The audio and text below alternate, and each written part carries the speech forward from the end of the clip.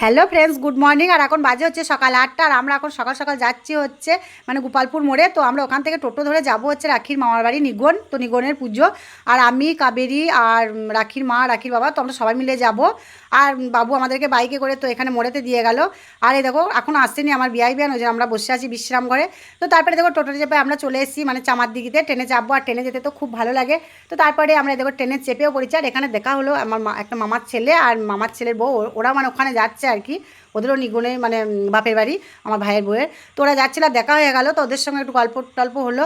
তারপরে এই দেখো আমরা ট্রেনে চেপে পড়েছি। আর প্রচণ্ড খিদে পেয়ে গেছিলো। আর কিচ্ছু বিক্রি করতে আসছিল না, তাই জন্য খালি চালের পাঁপড় এসেছিলো। তো চালের পাঁপড়টাই মানে এক প্যাকেট করে কিনে আমরা খেলাম। তারপরে দেখো চলে এসেছি ওদের ওখানে, আমরা নেমে পড়েছি। তো তারপরে দেখো বাড়িতে চলেও এসেছি। আর আমরা মানে আমি আর বিয়ানা আর কি বলা বলি করছি, এদের মানে সিলিং ফ্যান ঘড়ি না, এত লো ভোল্টেজ।